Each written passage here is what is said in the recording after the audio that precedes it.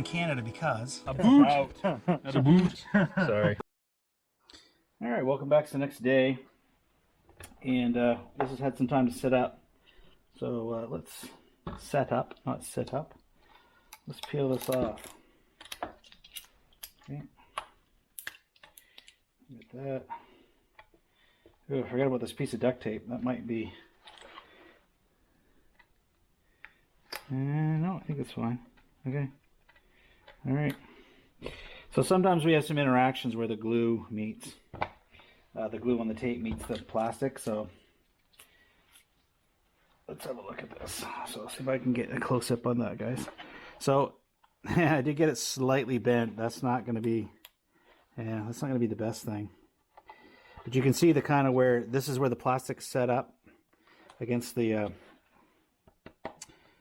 tape. That's pretty thin.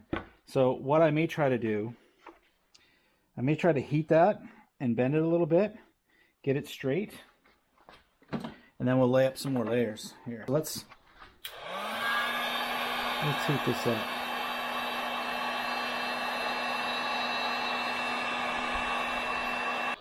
We're just going to go slow. Try to bend that out a little bit. Okay. I think we got her just about there. We just need that plastic to kind of stay where it is. So, what we'll do, get our auger bit here. What we're going to do is we're going to V-groove this out on the side. That, yeah, just about straight there. Let's go ahead and we're going to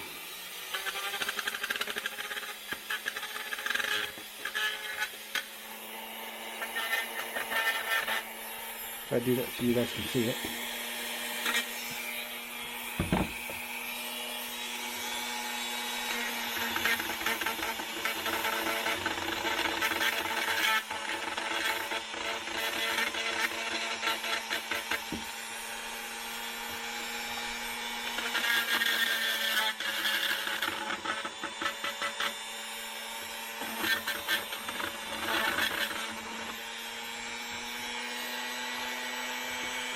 Alright, so we got that V-groove.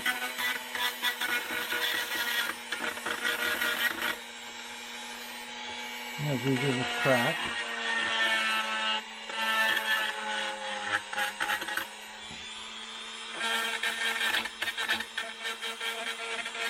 Now you can go back over with some sandpaper or maybe like a sanding disc and kind of clean that up a little bit. I actually like to leave it kind of fuzzy like that a little bit because it really gives more structure for this the stuff to bite into, and you always go back and sand it smooth when you're done.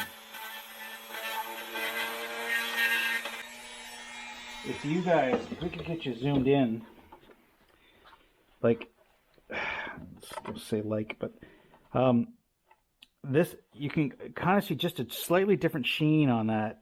That's where we had the plastic fix before. But if I go in here where I'm V-grooving it out, like that is completely bonded. You can't tell. Looking at that, I can't tell. Where's my magnifying glass to even make sure? Yeah, like I can't tell where the plastic fix ends and where the original base material starts. And that's what's so nice about this stuff. You know, so let's get a knife here. We're going to trim this off. Just trim this flash off here. Actually, you know what? I'll leave that because that's going to give me a little bit of a dam. Because I am going to thicken that up. And I'll probably do it on that side. So maybe we'll leave that for now. So that's that V-groove, that V-grooved. I heated it up. We got it fairly straight. Can you see that straight? So hopefully that'll line up with our where we got to mount that. But that's, see, look, we pretty much filled that all in. So I'll build that up a little bit on this side, just to pair a little bit, and then we'll build it up on the back side too. Let's do the front side first. So let's get this set up in a way. So will that sit there? If it sits, yeah, it will. Sit on that flat part. All right. So let's get our plastic fix going here. Oh, come on, you. I'll do this and it'll go flying everywhere. All right, now we need to add more powder to this because when you're doing your little droppers in, it will if you don't have enough plastic in this, it will actually like stick to the sides of the plastic container, and we don't want that. So we want to have lots of depth. So, and this kit comes with this kit comes with two. It comes with white and black, but you can also get clear. Now I find the clear, it winds up looking yellowy, so I wouldn't recommend the clear much, but I don't know what the advantage of it ever would be, especially if it comes out to clear, or it comes out to yellow. So again, we drop in here, make a little ball, and let's get that on there. Now again, I could rough this up, and it'd probably be better if I did, but I find that it sticks to itself really quite well, and even without roughing it up. And we are building up layers here. Not that that matters. You want the layers to adhere to each other. But I find that the urethane kind of eats into it, and it'll stick to itself pretty good. But it would not hurt at all. Like if I wasn't just being lazy because it's cold out here today, and I got lunch in there going. I'm just trying to get a little bit filmed before lunch.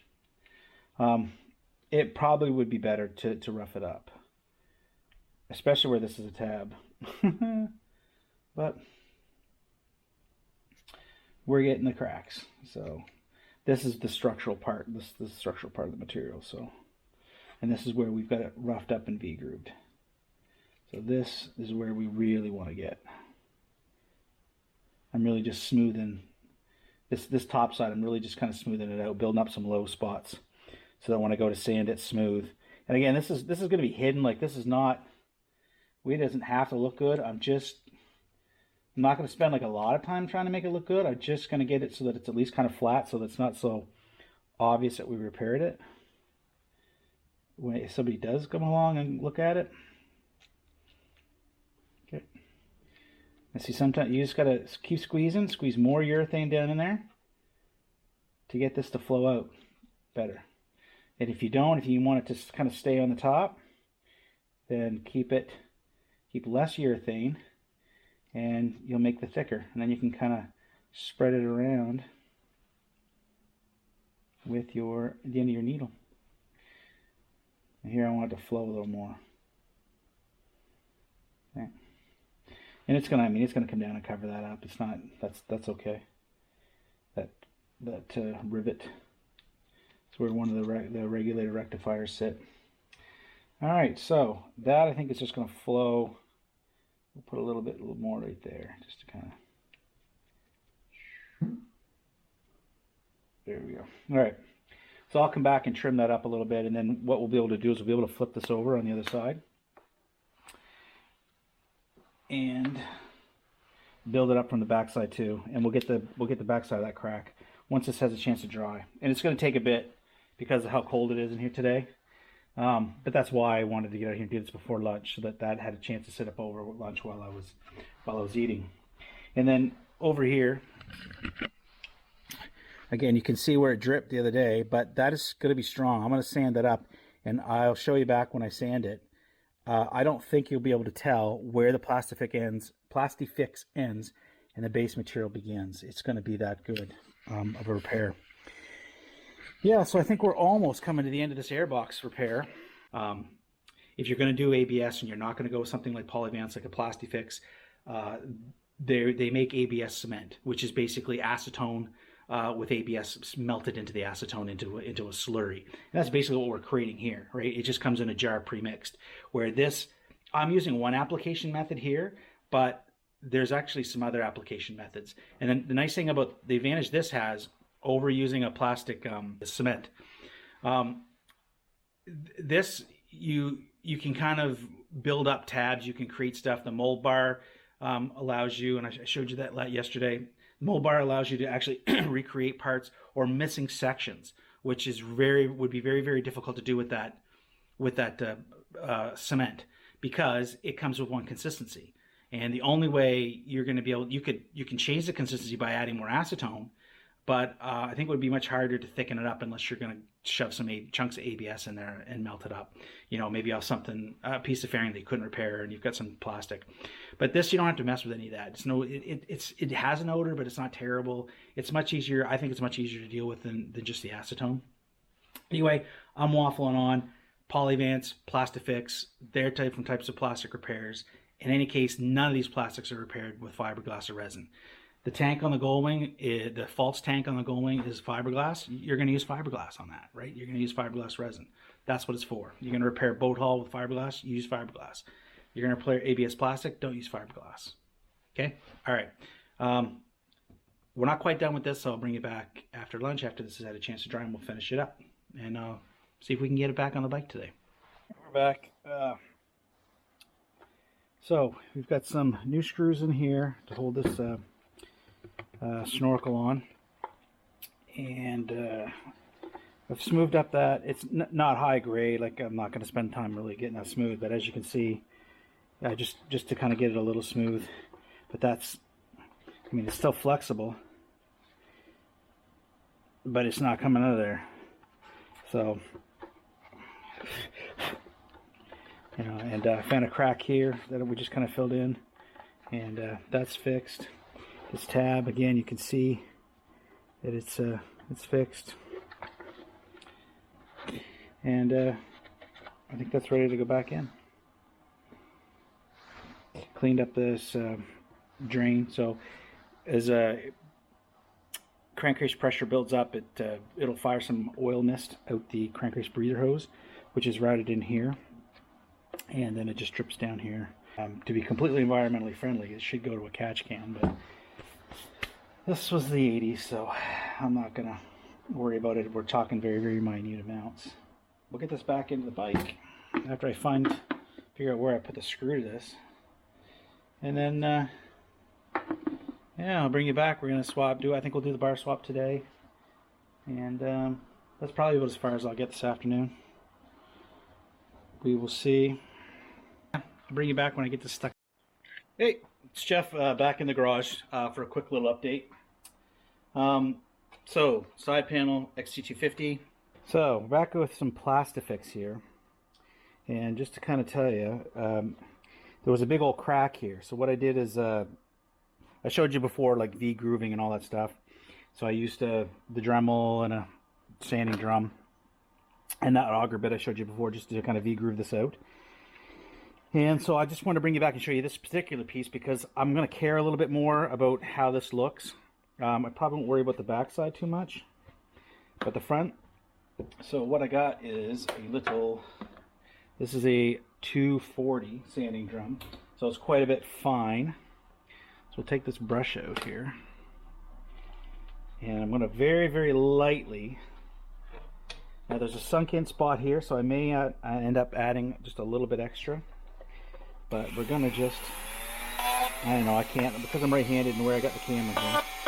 Actually, I guess I can move you guys over the other side. Hold on. Yeah.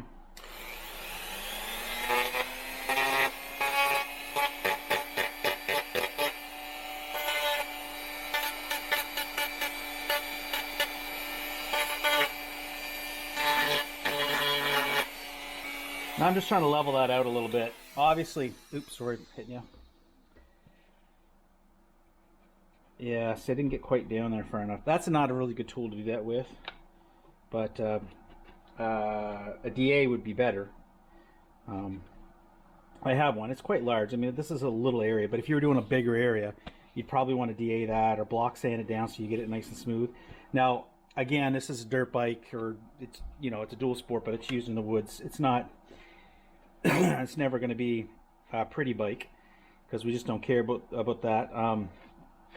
So I don't need to get it looking too good. Actually, Colin will probably be fine with that. But what I'm going to do is I'm just going to take a little bit of sandpaper here. So hold on 1 second. And I'm just going to rough that up a little bit more. And just to give it a little added strength, I've got a low spot there. So I'm going to drop in just a little tiny bit more filler before we call it good. And you'd want to feather, like this I just kind of got in a little bit, but you'd want to feather that out a little bit if you were going to paint this to make it look good again. Or do a touch-up paint. And you see you got a little bit of plastic on top of the paint right there, if you can see that. And that's not gonna, it's not gonna hold. Like, you wouldn't want to paint over that like that, because it probably just isn't gonna, well, it's actually holding better than I thought it would. Well, maybe that's the paint is worn through right on the corner. No, that's not. That's plastic on top of the paint. Here we go. Yeah. So that's not going to hold. So you're not going to want to do that long term. So you're going to want to clean that up. Yeah. So let's drop. Now that we scuffed that up, I'm going to drop just a little tiny bit more in there, which is why I haven't put all this away yet.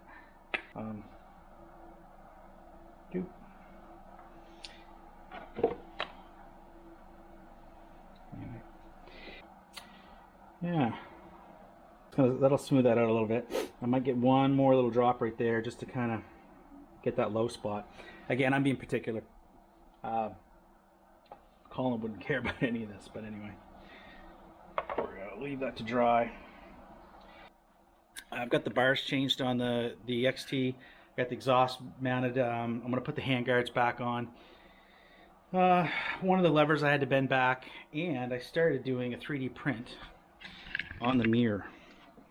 So Colin had these mirrors on there. I'm not a big fan of these type of mirrors. Basically wasn't clamping good, so he had, you know, wrapped electrical tape. You can see the old bars here. He had wrapped electrical tape around there to try to keep them. You can kind of see. Yeah, those are messed. Oop, those are messed up. Crooked. They're crooked the other way too, but anyway. So these are some bars off the DR650 front end that we got. But here's a mirror. This is a rough. This is one of my prototypes that I was making. I just stuck this on here because I know it's covered up. I'm going to print another one and bring it up and show you. But this ball, actually, I printed the threads, and it goes in. So I printed a right-hand thread on this because Yamaha has right-hand threads and left-hand threads.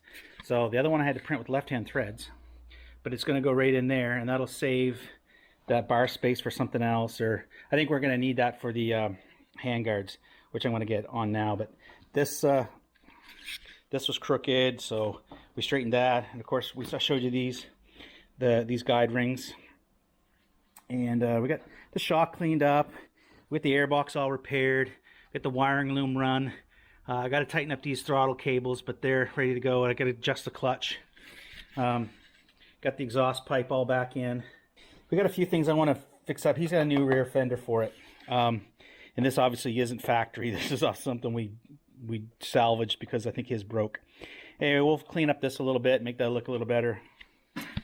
I rerouted the wiring, so this was going outside the loom, and I didn't want it pinching anywhere. This is the proper routing for a lot of these dual sports to have a channel in the front fender. So, like, this one doesn't have it, so the wiring loom comes up along the side of the headstock. But a lot of these older bikes, it came right up through here. So I got wiring all buttoned up. Make sure we got the new battery. Yeah, got the blinkers working. The headlight won't work until the bike's running. What else did we do? Yeah, that's good. So, yeah, a new battery in it. This thing was dangling around. I've got that done up in there somewhere. Just tucked up under nice. When the tank goes on, it should be fine. Yeah, that's about it. So we're almost finished the XT refresh. Yeah, so I think that's it. So when I get that other 3D printed mirror up, I'll show you guys the threads and how you can actually print the threads right into the mirror. And yeah, we'll talk about that a little bit. So I'll bring it back later. All right, there we go. Side panel is done. Again, I'm not going to bother painting it, but if you can see that, let's look you over here in the light. There we go. So with a little bit of filler, and when I say filler, like where's the stuff here? Glazing and spot putty. It's a one-stage body filler. Now again, regular body filler, I find that on these panels all the time, and you cannot. They're rigid plastic, but they're flexible enough that auto body filler, once it dries, it's just going to crack and flake off. It's just not going to put up with this. So but you can use it, just little tiny bits. And basically with the plastic fix, you got to get it to the point where It's very nice and smooth. I built up all the low areas, so that's really smooth through there. I can barely even feel that it's there. And if I spent a little more time, I could get it absolutely perfect with some high grit sandpaper. But you can use a little bit of the spot glazing putty, and that'll fill in any little pinholes or anything you got to get. And then you do your touch-up paint. So, which, like I said, I'm not going to bother doing on this. But yeah, I just wanted to show you guys exactly how this works and how well that is, because you can, once I get that to the point where, and maybe I will at some point in this at one point in this channel, I will do a complete, like maybe a sport bike fairing, I'll do a repair or something like that. And I will take it all the way and show you exactly that you can, once you've done your work, you won't be able to tell that that's ever been repaired. And again, you won't be able to tell where the plastic ends, the original plastic ends, and the patch begins, because this is basically, it is ABS, really. So anyway, that's the Plastifix repair kit. That's probably the last time I'll mention that. You know, we don't need to harp about it anymore. I've said everything I'm going to say. So catch you on the next video. All right, back for an update. Bolt. So it's an old shoulder bolt. And why am I showing this to you? Because we lost the bolt out of this. It broke. So now the bolt goes through here. It's got a shoulder on it. So just as an example, I keep a lot of old bolts around just because you never know when you're going to need this. So this is an M8 by 1.25, okay? This bolt, it's a large shoulder, so this is going to be the right shoulder width. But you can't just stick another bolt in this, because say there's a bolt that you got, right? So look at all the space you got here. Actually, that's not even straight, but we'll figure that out.